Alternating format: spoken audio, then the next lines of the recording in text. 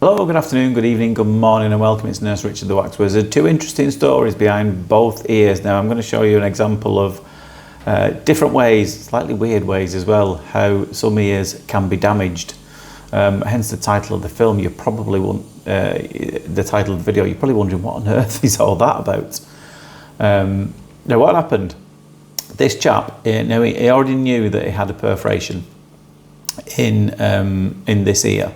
Now it was partially blocked, as you can see there, and it came away pretty straightforwardly. Did make a bit of a difference to his hearing. It's actually bigger than I thought, actually, when I started removing it. Anyway, this chap used to work on the railways. He was doing railway maintenance, not on the trains. And can you see there's clearly a perforation in there? Now he's had that for a very long time. In fact, since 1987. Now, I know it was 1987 because it was quite a significant reason why there's a little bony growth as well there. I don't think that's significant. Now, when you get perforations like this, they usually heal themselves. Obviously, this one hasn't. They know about it and they've decided just to leave it as it is, just make sure it doesn't get any water in it. Like, you know, when they heal, they try and close like this. In ones like this that are more chronic, i.e. gone on a long time, like this skin kind of folds over and you get these edges that don't tend to grow and meet in the middle, and that's what's happened here.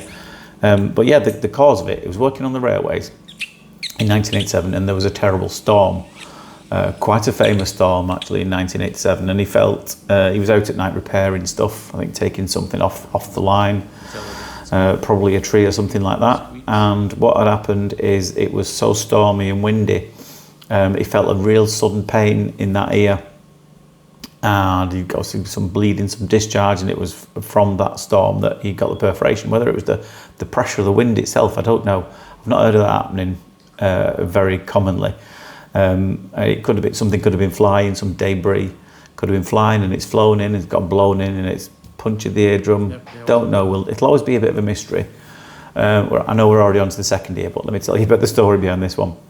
So the storm was in 1987. Some people call it the Great Storms. I don't know if it was technically a hurricane, but I know it was a really, really strong storms that happened throughout the night, mostly in the south of England. Didn't affect us too much here. I do remember it. I was 13 at the time. We lost a few fence panels, nothing major. But downstairs, it was the effect it had. It was quite profound. Quite a lot of people died, actually. I think about 19 people sadly lost their lives during that storm. But I suppose it was famous because didn't have the internet and weather apps and all that before then. All that was the weather forecast. Anyway, there was a weatherman, very famous weatherman, still with us today, called Michael Fish. Some of those in the UK, you'll know this story and you'll know where I'm going with it, because he did a weather forecast that night, and he famously said, apparently there's been a woman has phoned up the BBC wondering if there's a hurricane on the way, and he said but don't worry, there's no storms on the way, there's no hurricane on the way, everything's absolutely fine, might be a bit windy but nothing on the way. And anyway, this storm / minor hurricane did come into the south of England and cause absolute devastation anywhere. So I think ever since then, I believe that the weather services, they always have to give the worst case scenario, even if they don't think it's going to happen. They've got to tell you that, well, we don't think this is going to happen, but it might. And I think they even named it something like the Michael Fish effect.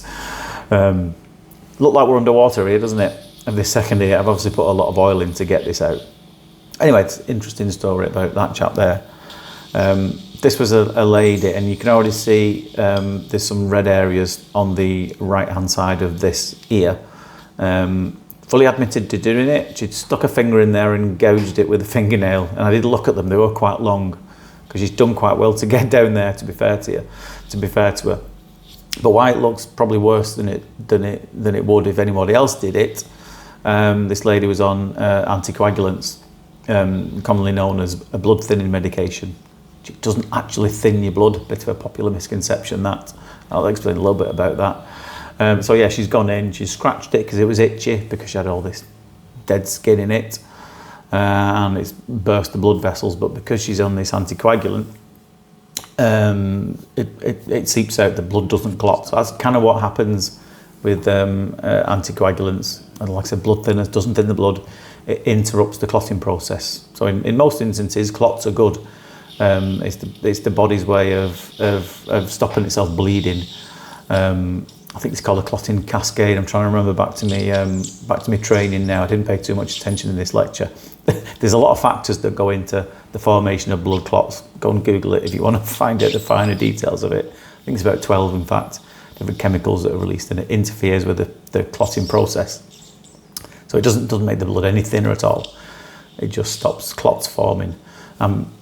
Because she's on those anticoagulants, when she scratched that, it's not clotted very well, which is why the kind of blood is kind of spread everywhere, and it's a bigger bruise and pool of blood underneath the skin that you'd ordinarily expect to see. So that's what's caused that there. Now, I do ask every patient beforehand if they are on any anticoagulant medication, because that means should anybody start bleeding during the procedure, which is very, very rare, it can happen in keratosopterons quite rare, quite commonly. But if anyone does start bleeding, it means I need to know, because it means I've got to do something quickly about it, i.e. try and stop it, or stop what I'm doing. It's why I didn't bother hovering around that little flake of skin there, which is completely insignificant. I thought, well, if I pull that and a little bit of it's still attached, just start bleeding, and it'll be a bit more uncontrollable than it ordinarily would be because of her anticoagulation that she's on. Anyway, I hope you enjoyed that.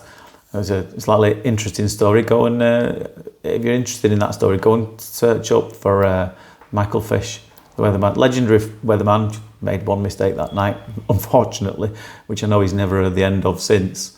But yeah, go and search for the Great Storm in 1987. Affected the British Isles quite a lot. Thankfully, not too much up here where we are. Because I know there's a lot of viewers who watch me who do say, in fact, someone left a comment the other day saying, I really enjoyed watching your videos. It helped me get through one of the recent storms that we had. Because you get quite a few over there, don't you, in the US, especially in the Florida belt and what have you.